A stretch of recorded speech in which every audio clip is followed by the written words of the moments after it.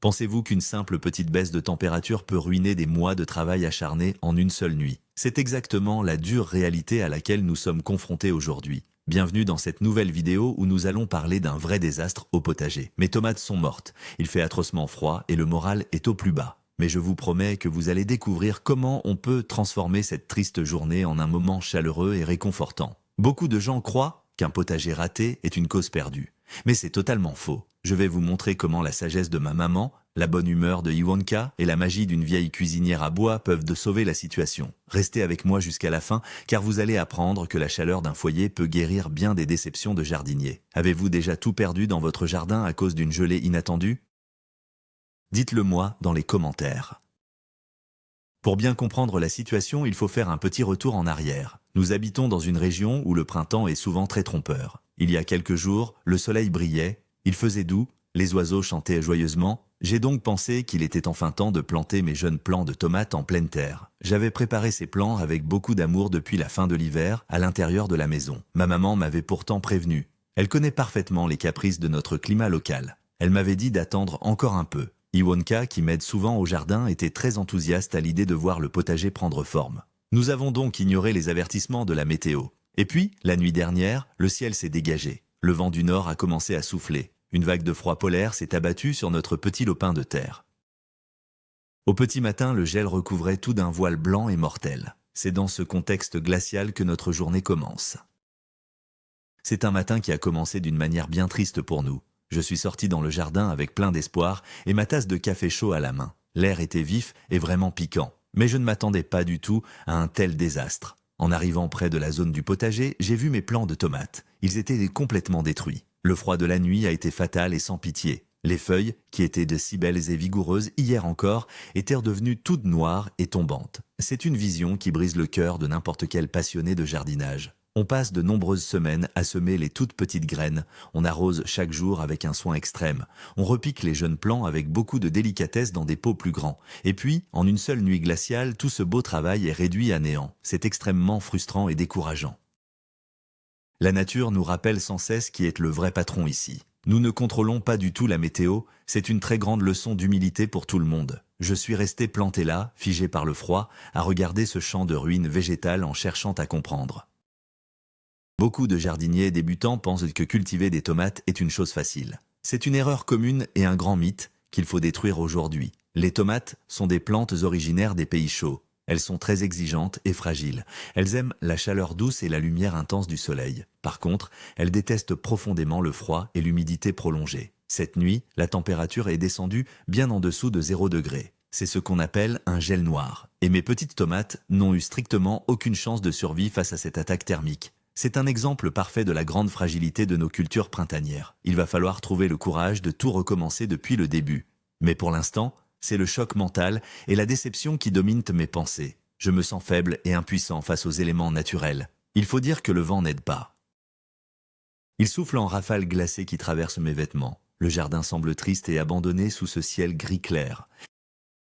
C'est à ce moment précis que ma maman est sortie pour me rejoindre dans le jardin. Elle avait mis son grand manteau en laine épais et son bonnet gris. Elle a marché lentement vers le potager. Quand elle a vu l'état de mes tomates, elle n'a pas été surprise du tout. Ma maman a cultivé la terre toute sa vie. Elle connaît les règles anciennes que j'ai bêtement ignorées. Elle m'a regardé avec un petit sourire tendre et compréhensif. Elle m'a rappelé le fameux dicton des saints de glace. C'est une période critique au mois de mai où les gelées nocturnes sont très fréquentes et redoutables. C'est une erreur classique de vouloir aller trop vite quand on voit les premiers rayons de soleil. Elle a posé sa main sur mon épaule pour me réconforter. Elle m'a expliqué que même les jardiniers les plus expérimentés se font parfois avoir par ces caprices du climat. Sa présence paisible m'a fait beaucoup de bien.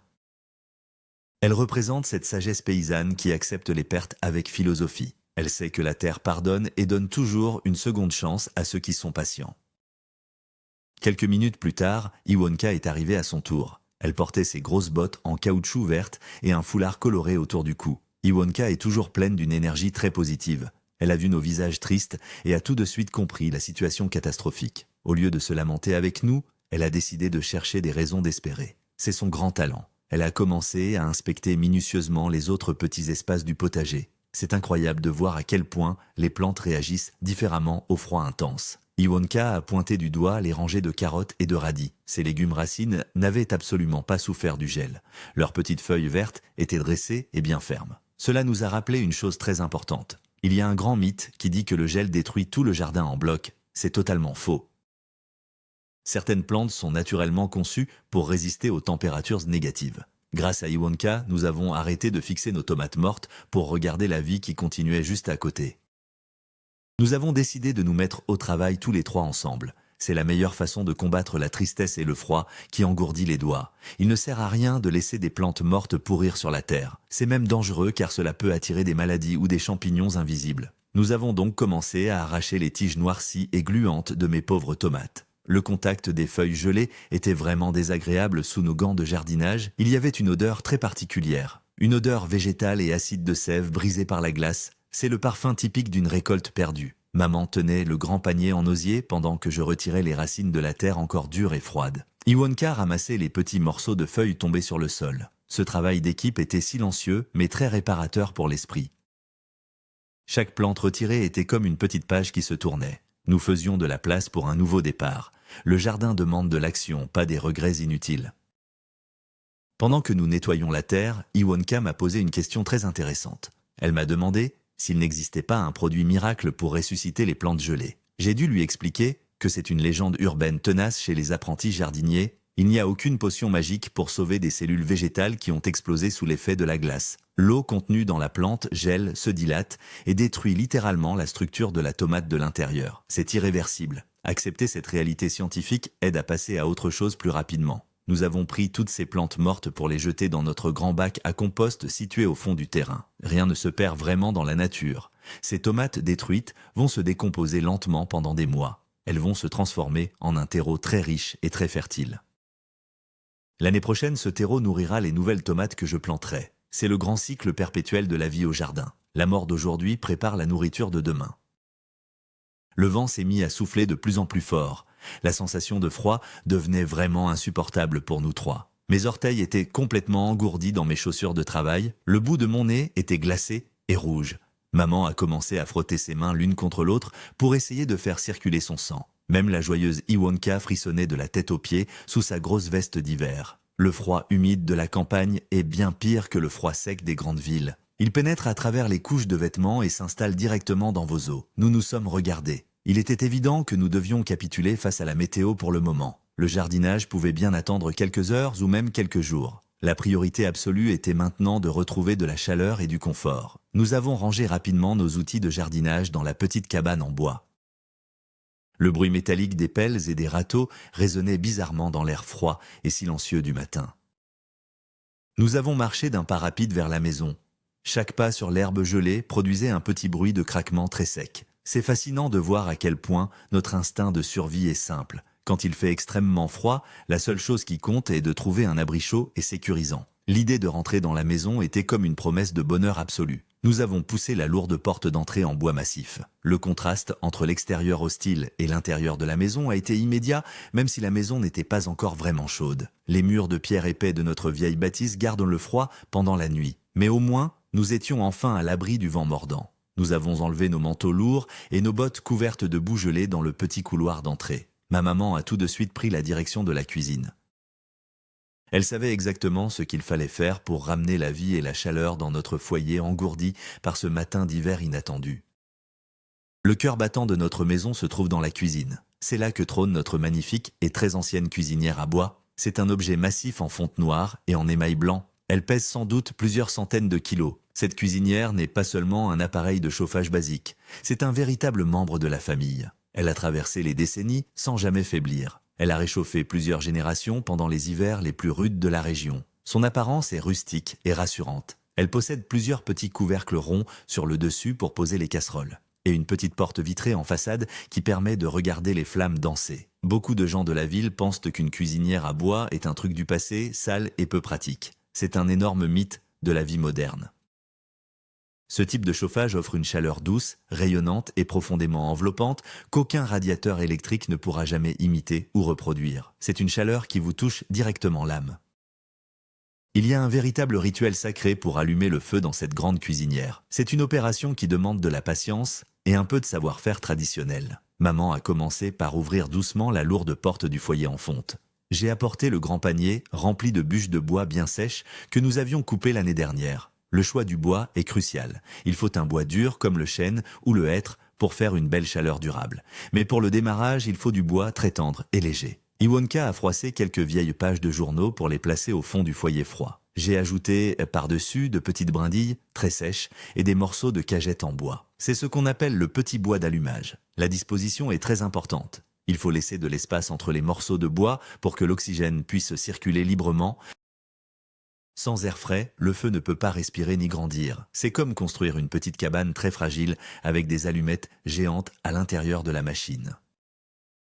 Le moment de l'allumage est toujours un peu magique. J'ai pris une grande allumette en bois dans la boîte posée sur l'étagère. J'ai gratté l'allumette, la petite flamme jaune et bleue a tout de suite jailli. Je l'ai approchée doucement du papier journal froissé au fond de la cuisinière. Le papier a pris feu immédiatement, les flammes ont commencé à lécher les petites brindilles sèches avec une grande gourmandise. On a tout de suite entendu ce son merveilleux, le bruit du bois qui craque et qui pétille sous l'effet de la chaleur soudaine. C'est une petite musique rustique qui annonce que le confort arrive. Maman a laissé la porte du foyer légèrement entr'ouverte pour créer un bon appel d'air. Le conduit de cheminée s'est mis à aspirer la fumée avec force, le feu a pris de l'ampleur rapidement, passant d'une petite flamme timide à un brasier joyeux et vigoureux. L'odeur très caractéristique de la fumée de bois de chêne a commencé à parfumer délicatement l'air froid de la grande cuisine. C'est une odeur qui réveille de très vieux souvenirs d'enfance. L'effet de ce feu naissant a été presque immédiat sur nous trois. Nous nous sommes rapprochés de la cuisinière comme des aimants attirés par le métal chaud. La fonte épaisse a commencé à accumuler et à diffuser une chaleur très douce et régulière dans toute la grande pièce. C'est incroyable de ressentir cette transition physique. Le froid qui nous paralysait dehors s'évaporait lentement. Mes mains froides, posées près de la plaque de cuisson en fonte noire, picotaient agréablement sous l'effet du sang qui revenait dans mes doigts. Iwonka a fermé les yeux en tournant son visage vers la chaleur rayonnante, comme si elle prenait un bain de soleil en plein été. La cuisine est passée d'un lieu très froid et peu accueillant à un véritable petit cocon de bien-être absolu. Le contraste avec l'image désolante de nos tomates mortes dans le jardin glacial était vraiment total. C'est ici, autour de ce grand carré de métal chaud, que la journée a vraiment commencé à prendre une tournure beaucoup plus positive pour notre petite équipe de jardiniers malchanceux.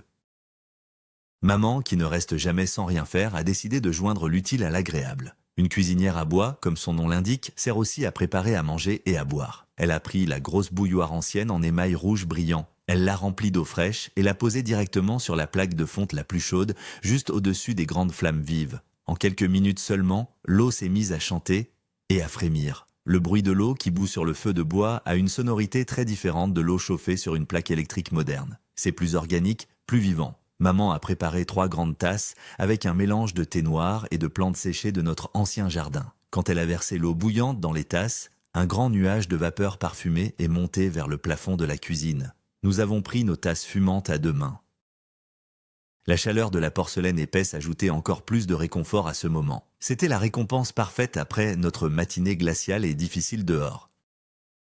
Assis autour de la table en bois massif près de la cuisinière, l'atmosphère a complètement changé. Iwonka, toujours souriante, a commencé à raconter des histoires drôles sur ses propres échecs de jardinage par le passé. Elle nous a raconté comment elle avait confondu des mauvaises herbes avec des fleurs précieuses il y a quelques années. Nous avons beaucoup ri. Ce rire partagé dans la chaleur de la cuisine a eu un effet totalement thérapeutique sur mon moral. J'ai réalisé que la perte de mes tomates n'était pas la fin du monde. C'était juste un petit accident de parcours naturel. La présence rassurante de ma maman et la bonne humeur communicative de Iwonka valaient bien plus que toutes les récoltes du monde. C'est un grand mythe de croire que la technologie moderne et les divertissements virtuels remplacent la chaleur humaine autour d'un vrai feu. Il y a un lien très profond et primitif qui se crée quand des personnes se rassemblent pour se réchauffer ensemble. Ce vieux poêle à bois n'était pas juste un chauffage, c'était le cœur battant de notre famille.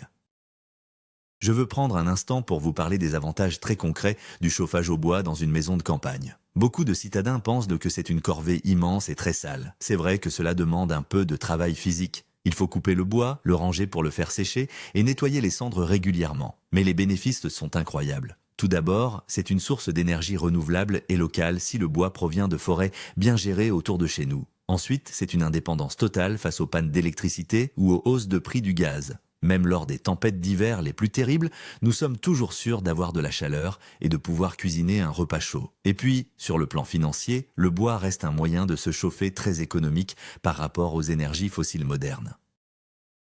Ce petit effort physique quotidien pour entretenir le feu nous garde en forme et nous connecte directement à la nature qui nous entoure. C'est une philosophie de vie simple et très enrichissante au quotidien. Pendant que nous buvions notre thé délicieux, j'ai remarqué un autre avantage très pratique de notre grosse cuisinière à bois. Nos gants de jardinage et nos petits bonnets en laine étaient retrempés par l'humidité glaciale de l'extérieur. Maman avait placé une petite grille en métal à une distance prudente du poêle. Elle y avait suspendu nos affaires mouillées. La douce chaleur rayonnante de la fonte faisait s'évaporer l'humidité très rapidement. On pouvait voir de très légers filets de vapeur claire monter au-dessus des gants épais. L'odeur de la laine chaude et propre flottait dans l'air. Aucun sèche-linge moderne ne peut sécher des vêtements de travail avec autant de douceur et d'efficacité sans abîmer les fibres fragiles. La cuisinière agit vraiment comme un grand soleil artificiel placé au beau milieu de notre vieille maison de pierre. Elle sèche, elle chauffe, elle nourrit et elle réconforte. C'est une technologie très ancienne mais d'une redoutable perfection pour affronter les rigueurs du climat de la campagne isolée. Iwonka a posé sa tasse de thé vide sur la table et a regardé par la fenêtre de la cuisine. Le ciel restait très gris et menaçant, mais l'intérieur de notre maison était devenu un petit paradis de lumière et de chaleur douce. Elle m'a dit une phrase très juste. Elle m'a fait remarquer que si le froid n'avait pas détruit mes pauvres tomates aujourd'hui, nous ne serions pas là, tous les trois, assis confortablement à discuter et à rigoler autour de ce beau feu de bois. C'était une manière merveilleuse de voir le bon côté de cette journée désastreuse. Le jardinage nous apprend la patience, mais il nous apprend aussi la grande résilience. Il nous force à accepter l'imprévu et à trouver du réconfort dans les choses simples de notre vie quotidienne. Le drame de ce matin est devenu une belle opportunité de resserrer nos liens familiaux. J'ai regardé ma maman qui souriait doucement en remuant les braises rouges avec le long tisonnier en fer. Je savais qu'Iwonka avait totalement raison sur ce point précis. Le vrai bonheur est souvent caché dans les petits accidents de parcours.